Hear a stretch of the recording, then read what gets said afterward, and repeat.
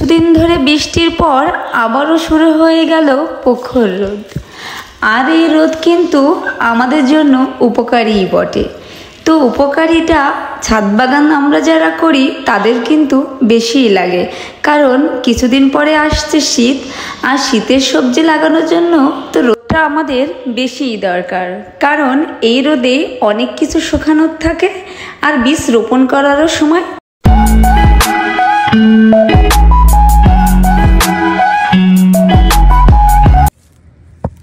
আসসালামু আলাইকুম, কেমন আছো সবাই? নিশ্চয়ই খুব ভালো আছো।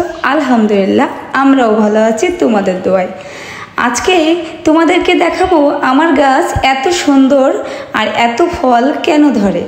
তো আমি গাছে কি কি দিয়ে থাকি সেগুলো তোমাদের সাথে একটু শেয়ার করব। বেশ কিছুদিন ধরে কিন্তু প্রচুর রোদ হচ্ছে, আর এই রোদে আমিও ঠিক করে নিলাম আমার গাছের যে খাবার, অমৃত খাবার, সেগুলো আমি একটু রোদে দিই। এগুলো আমি বেশ কিছুদিন আগে একটু একটু করে জমিয়ে রেখেছিলাম আর রোদেও দিয়ে রেখেছিলাম। তাই হঠাৎ রোদ দেখে ভাবলাম পেঁয়াজের খোসাগুলো একটু রোদে দিয়ে খুব ভালোভাবে শুকিয়ে রেখে দিই, যাতে যখনই লাগবে তখনই ওগুলো একটি বোতলে পানির ভিতরে দিয়ে ভিজিয়ে তার পরের দিন আমি গাছে দিতে পারবো। আমার পেঁয়াজের খোসার ভিডিও কিন্তু আছে, তোমরা চাইলে দেখে নিতে পারো।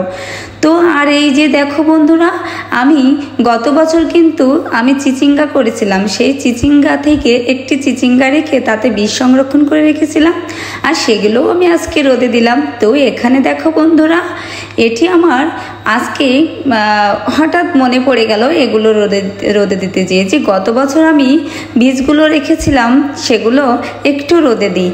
তো কিছুদিন পরেই তো এখনই তো এগুলো লাগানোর সময়, তাই ভাবলাম যে আজকে এগুলো খুলে বন্ধুদের সাথে একটু শেয়ার করব। তো দেখো, এটি কিন্তু আমার ফুলের বীজ, আর এই বীজগুলো আমার ছাদের বাগানে খুব সুন্দর হয়েছিল, তাই ভাবলাম তো একটু সংরক্ষণ করে রাখি। আর এটি দেখেছো কি, এটি কিন্তু স্ট্রবেরির বীজ।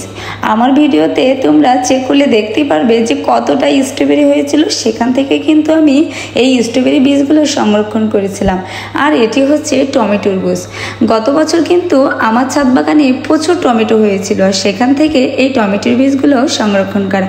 আর এখন বন্ধুরা যেটি তোমাদের দেখাবো সেটি দেখলে তো অবাক হয়ে যাবে কেউ কেউ। তো জানি না কেউ এমনটা আমার মতো করো কি, যদি করে থাকো অবশ্যই আমাকে কিন্তু কমেন্টে জানাবে। জানালে আমি খুবই খুশি হব যে আমার মতো অনেকে আছে এমন।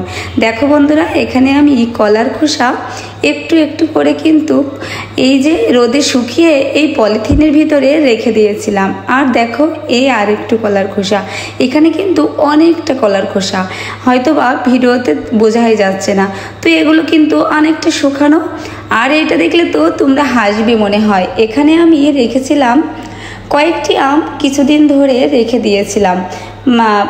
রেখে দেওয়ার পরে আমগুলো একটু নষ্ট হয়ে গেছিলো। আমি এগুলো না ফেলেই একটি মাটির ভাঁড়ের ভিতরে রেখে দিয়েছিলাম। সেখান থেকে আমের আটিসহ খোসাসহ পচে এই জিনিসটি আমি তৈরি করেছি। এটি কিন্তু গাছের জন্য খুবই উপকারী একটি খাবার।